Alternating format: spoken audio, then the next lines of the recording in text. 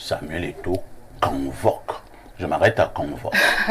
Est-ce que le mot n'est pas fort? C'est la nouvelle expression qui nous le dit ce matin. Samuel Eto'o convoque Marc Brice. Là, c'est fort. Hein? Pourquoi ne pas dire Samuel Eto'o invite Marc Brice? Bon, parce que quand on dit convoque, ça a des allures de puissance, ça a des allures de menace, ça a des allures d'injonction. C'est une injonction. Il le convoque. Oui, effectivement, c'est le juste mot. Hein. Convocare, appelé à venir avec. Voilà, il doit venir avec son staff technique, hein, bien évidemment. Entre-temps, il y a donc un problème. Parce que ce qui se passe maintenant du côté de la FECAFOOT et au MINSEP, c'est un feuilleton à plusieurs rebondissements. Vous savez que Samuel Eto'o a entériné la nomination de Marc Brice. Il a accepté. Il a dit, ok, j'accepte Marc Brice. Mais maintenant, Samuel Eto'o a nommé son staff technique, à part Marc Brice. Donc, toutes les personnes qui ont été nommées par Mwele Kombi, Samuel Eto'o ne les reconnaît pas. Il a plutôt nommé d'autres personnes. Alors, il convoque donc Marc Brice et son staff. L'acte de nomination du ministre est un acte global. Vous voyez, si vous touchez à une seule de ces personnes qui sont sur cet acte, vous avez annulé l'acte. Ce n'est pas, c'est pas un acte dans lequel on a dit, c'est pas un acte séparé comme le président fait par exemple souvent, il nomme le premier ministre. Ensuite, il nomme le gouvernement, le reste du gouvernement. L'acte de MINSEP nomme Marc Brice et ses adjoints. Tout à fait. Peut-être qu'il s'agit d'un autre Marc Brice. Et Marc Brice n'a pas l'exclusivité de ce nom. Mes frères, pour certains, mes frères Bassa, pour certains d'entre eux, et certains Camerounais sont des sorciers. Comment ça? C'est-à-dire que c'est quand ils te voient aller à la mort qu'ils t'applaudissent. Vous comprenez? Alors, j'avais une petite préoccupation, probablement villageoise. C'est-à-dire, Mwele Kombi, ce n'est pas un vendeur d'argent, c'est le ministre des Sports et de l'Éducation physique, a nommé un coach qui s'appelle Marc Brice, et naturellement donc avec tout le staff technique.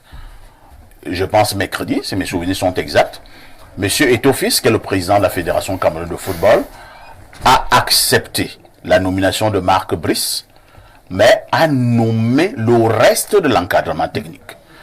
Aujourd'hui, Monsieur Eto'o, en sa qualité de président de la Fédé, convoque, pour reprendre l'expression du journal, Monsieur Marc Brice, le coach, et son staff technique.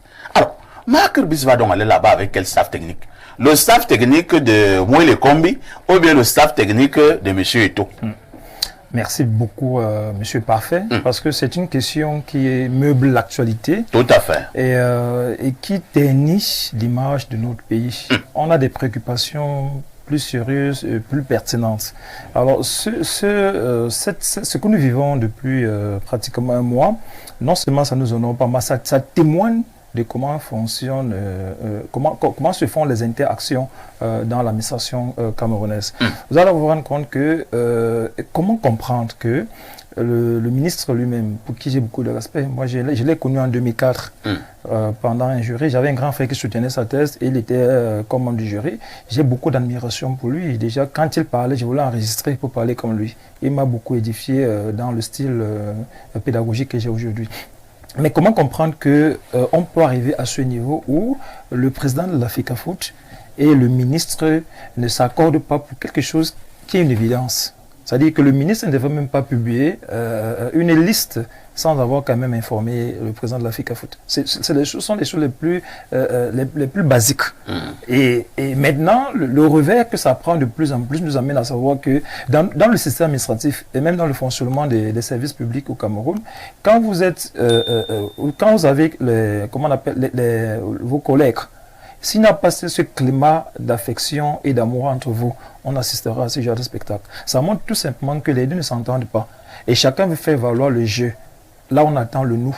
Et c'est ça qui fait problème. C'est-à-dire, chaque fois que vous avez voulu faire valoir le jeu, qui est votre individualité, ce que M. Blaireau parlait de l'orgueil, qui est votre individualité, on doit le confronter à nous, c'est-à-dire la réalité actuellement. Qu'est-ce qui va passer au détriment de l'autre. Ce qui devait passer aujourd'hui, c'est le nous, c'est-à-dire que le staff qu'on voudrait voir en place et les résultats que les Camerounais attendent. Bon, faut dire qu'il y a eu... Et il y a un autre débat qui est né depuis que ce feuilleton existe, n'ayons pas peur des mots, depuis que ce bras de fer au sommet existe entre le président de la fédération et le ministre des Sports. Beaucoup ont estimé par les agissements de M. Eto'o que M. Eto'o était en train de défier l'État et donc en train de piétiner les hautes instructions du président de la République. Quel est votre regard sur cette accusation? C'est une déclaration qui peut être encore observée et étudiée. Moi, je pense tout simplement que chacun devait le savoir. Moi, je suis enseignant d'université. J'ai au niveau de mon département un chef de département. Tout à fait. Que je l'aime ou que je ne l'aime pas. C'est ton chef. Je dois rendre des services. Tout récemment, on a changé le recteur de l'université. Que je l'aime ou que je ne l'aime pas, ça n'a pas empêché que ce matin, entre 7h30 et 9h30, j'étais en train de faire cours. C'est donc dit qu'on doit laisser les affinités, les individualités.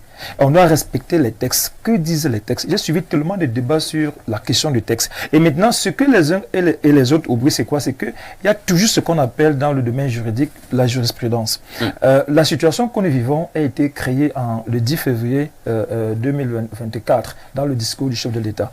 Lui, là, certes, dans l'adresse à la nation, donner des injonctions. Je pense au ministre qui est chargé de l'éducation, de lui dire, j'observe que les choses ne marchent pas. Et je te donne le pouvoir de faire ce que tu peux faire pour que les choses marchent. Bon, au jour d'aujourd'hui, le président de la FECAFOOT devait comprendre que tout ce que le ministre fait, à partir du jour qu'il a écouté ce discours, ne relève plus de lui et de ses compétences. Celui qui est au-dessus de tout le monde, c'est l'État, c'est le président de la République. Et maintenant, on voit donc apparaître le président de la FECAFOOT qui vient avec... c'est vrai, quand on entre dans les textes qui sont associés à la mise en place d'un staff technique, on peut lui donner raison à moitié, parce qu'il y a des conventions qui ont été signées, c'est de 2015, voilà. On peut dire qu'au jour d'aujourd'hui, quand c'est le chef de l'État qui parle, tout ce qui est droit, tout ce qui est texte, on met d'abord de côté, on respecte. Vous êtes le directeur général de Info TV. Vous pouvez arriver ici ce matin, vous dites que l'heureux n'est plus votre consultant. Lui ne doit pas dire que comme l'a signé un contrat, il n'a plus. Lui, c'est vous qui dites ce qu'il doit être. Bon, à ce moment, vous dites que lui n'est pas votre consultant. Ce qu'il doit faire en tant qu'un bon Camerounais, en tant que quelqu'un qui respecte les normes, c'est qu'il respecte qu'à partir de ce moment-là, vous l'avez parlé, vous êtes au-dessus de contrat qu'il a signé avec votre entreprise. Bon. Gardez encore le microphone, professeur. Et il y a une autre situation. C'est comme si ce qui se passe actuellement au niveau de la FECAFOOT et le ministère des Sports, nous allons avoir la vérité sur ce qu'on appelle dorénavant au Cameroun les hautes instructions ou bien les très hautes instructions du chef de l'État. Et si l'option prise par M. Eto'o prospère, merci du mot Blériot, est-ce qu'on aura encore foi aux hautes instructions du chef de l'État? C'est donc pourquoi j'ai commencé en disant que nous sommes dans un contexte très flexible et très sensible. On ne devait pas arriver à ce niveau aujourd'hui, mais on y est. Et les attentes sont diversifiées. Si au jour d'aujourd'hui, le staff convoqué est celui qui est retenu, le doute va commencer à être mis sur est-ce que quand on parle des hautes instructions, il s'agit vraiment des hautes instructions.